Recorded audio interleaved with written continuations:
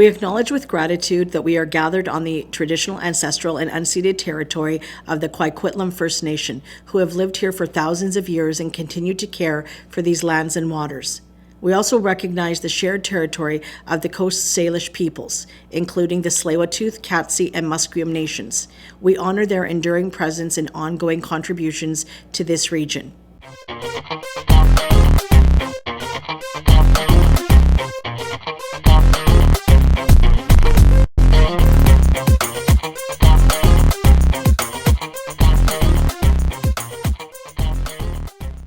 Welcome to Faces Tri-Cities interview series. I'm Geneviève Kyle-Lefebvre. And I'm Cathy Cena. Faces Tri-Cities is a co-authored book featuring 50 amazing local women. And today we're sitting with Chiara Missalino. Welcome, Chiara. Welcome. Thank you, guys. You actually said it right. I was going to say, did I say your name right? Good. And we have also some beautiful co-authors with us. Hi, ladies. Thank you for coming. Thank you for being here and part of the book. But let's talk about Chiara now. Sure. So, first question for you. What inspired you to get involved in this local initiative? Honestly, just because it was you two. I was like, oh, let's see.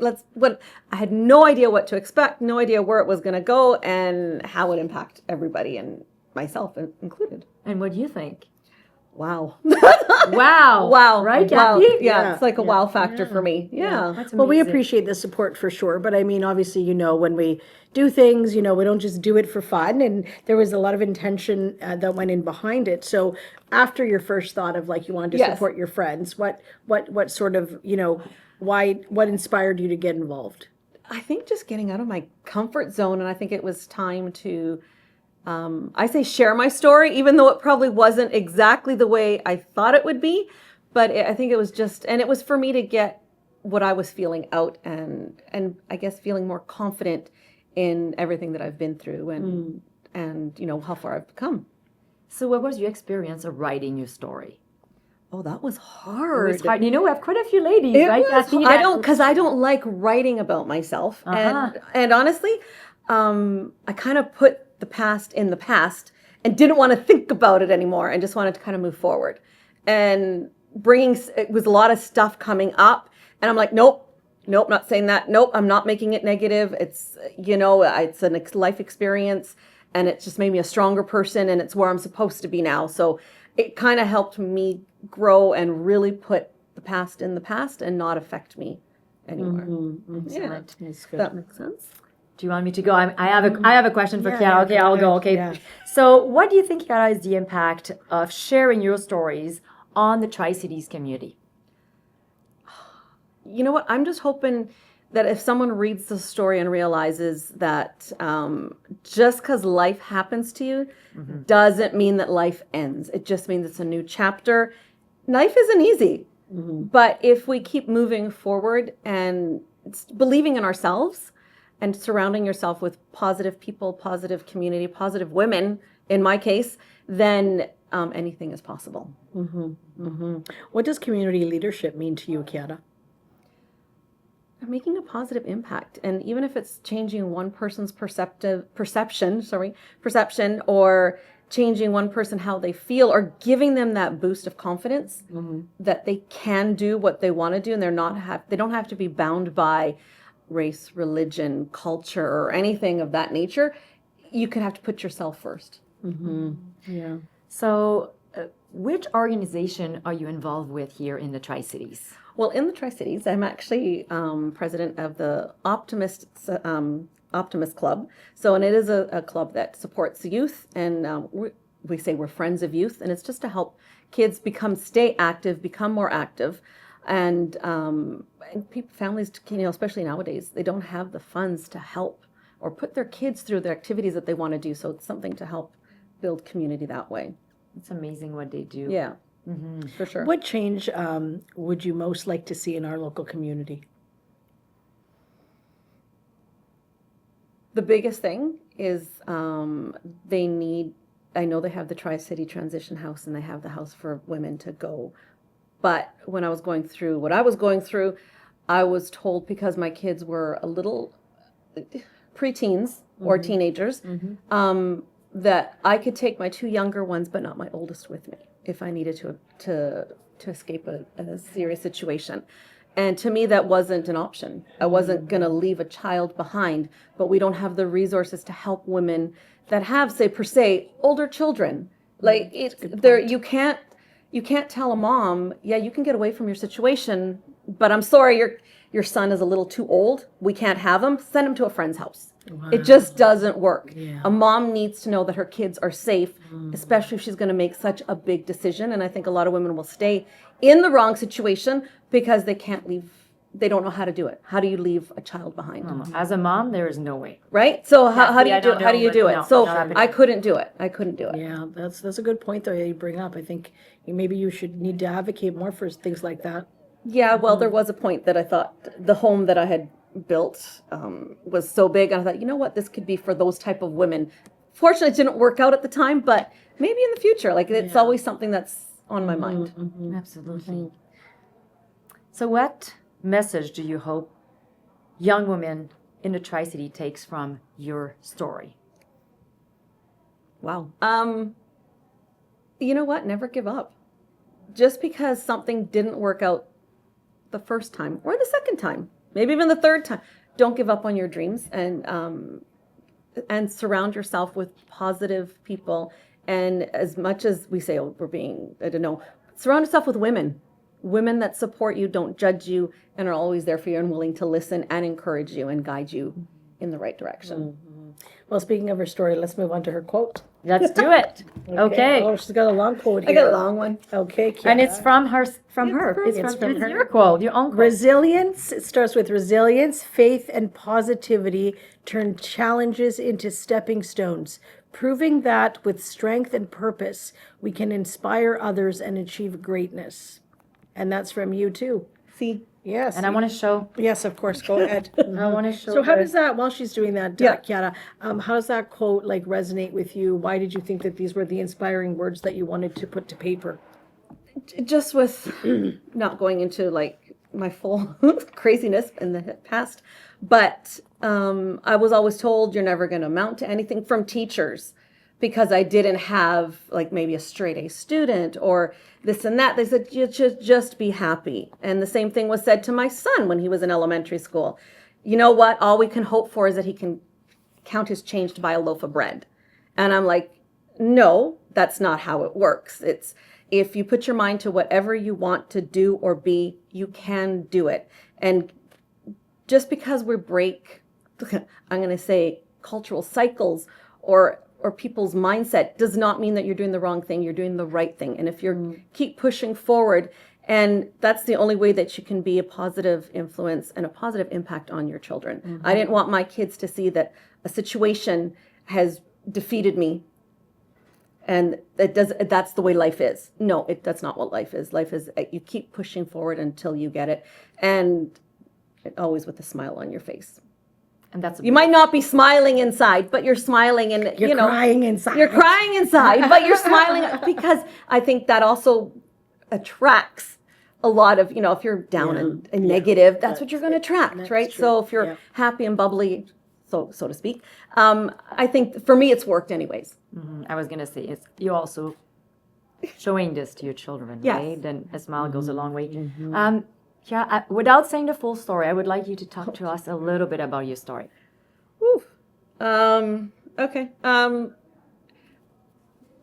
Oh my Here, God. No, let me help you. Let me help you. Please. Do you mind? Do you mind if I help? Go ahead. Okay. So she's like, okay. Okay. All right. Okay. So I'm just going to read this little bit. Maybe you Okay. can just expand on it. 'Cause Okay. It's 600 words, so we don't want you to discuss them all. But Yes. while your professional life has been deeply fulfilling, your personal journey has been equally transformative. And as a single mother, you faced your share of hurdles, navigating a painful divorce and other difficult times have tested your strength.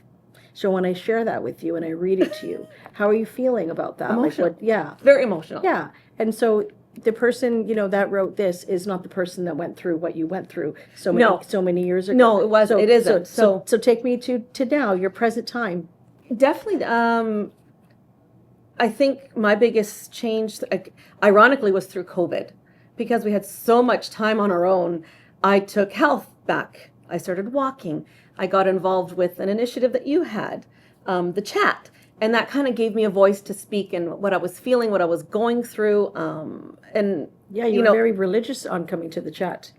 I was just gonna say. She said no to dates to make that Wednesday night. I did. Because that's where I found like strength and comfort, Yeah. and you could share your voice. And I think growing up, we were always, as the girl in the family, I don't know if it was cultural or whatever, but you don't speak back, you don't answer back to your elders, you do what your partner tells you, you just do everything that way. And I started breaking those norms, and so professionally it worked because I needed to be out there and, and active. And so I was very confident in my career, but at home I became this mouse that I was afraid to speak. I was afraid to say anything and if I did, I would get lashed, like, not physically initially, but verbally, you got put in your place. And it's just, and it doesn't stop. And then even because I decided to divorce, that was it. That was like the devil child, and I've done something to destroy. It wasn't about what I needed to do. She was better off robbing a bank. Yeah, I would have been better off because I would have been forgiven. Oh, it's okay. Because she was like this, the black sheep now. Yeah. It doesn't happen in our culture, but yeah. Yeah. So so I completely I lost all of my extended family and this and, everything. But I had my kids. So in my mind, the decision, I will never regret it because I left with my sanity and my kids. Well, sanity anyways came later, but I left with my sanity and my kids, and I was able to be a positive role model. To me, it was both my daughter and my sons that in a relationship there should be support, love, and mutual respect, not controlling, abusive, and down talk. So yeah, that's and I think that's showing a lot of leadership, Chiara, and that's real, absolutely linking to this beautiful question. So what does community leadership means to you? Just being a positive influence. Lead by example. Like, we think that we always have to be doing something, or lead by who you are. Be yourself. Be an example of whether it's you're volunteering for an organization, or you want to be involved in an organization that helps others in the community. That's kind of what you have to lead by example. It's not just, oh, I'm doing this and I'm doing that. I don't care. How does that help other people? And I've seen you showing up to a lot of different different things, supporting your friends, supporting women in the Tri-Cities. Yes. You're there, and if you're available, we can count on you. Thank you for that. Well, my pleasure. It's it's fulfilling as well for myself, right? It's just, it makes me feel good that I've done something positive. We're going to throw it to the audience, but before we do, I want to ask you, how can we empower more women to lead in our community? What do you think would be the magic answer for that? Take away the stigmatism that a powerful woman is a bitch. Thank you. I was trying to be polite, okay? Well, it is. It's true. It's like, if a man is powerful and assertive and presents himself as a person of authority and knows what they're doing, they're great. They're awesome. Yeah, but if a woman is if a woman is she's bossy, she's too authoritative, she's too this, she's that. It's not right. Take away that stigmatism, and more women, I think, will take that step forward, right? And it's like, oh, you should be home with the children, or you should be doing this. It doesn't matter. I think a woman has more caring and compassion to lead organizations than any man ever will, just because if you're dealing with something in community, it has to come from the heart, and no one does heart better than women. Yeah. Simon Sinek says that every company, every CEO should be a woman. So it's so true. Because for the exact same reason you're saying. So let's turn to the audience. Ladies, any question for Chiara?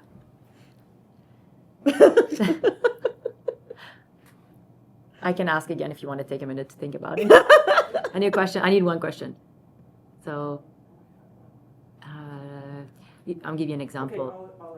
Okay, 1 second. Okay. Chiara. Chiara, where do you see yourself in 3 years?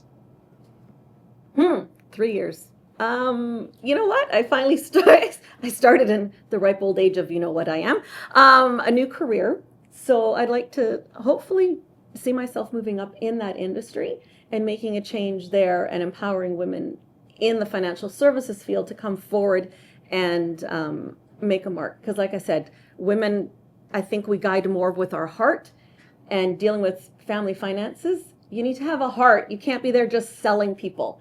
You have to be able to feel and make a connection with whoever you're talking to. And I'm hoping I can make an impact on future advisors. Thank you. Thank you so much, Chiara. Keep shining, keep doing what you do. We're so lucky to have you today with us. Thank you for having me. You're welcome. You're welcome. Today you listened to Chiara Missalino talk about her experience in Faces Tri-Cities. We're here with Tri-Cities Community TV. My name is Cathy, and Genevieve's alongside with me, the co-curators of this amazing book that ends our interview series for today. And like Chiara said, a lot of women, they lead with heart, and they do make better CEOs. Thanks so much for watching. Have a great one. Bye.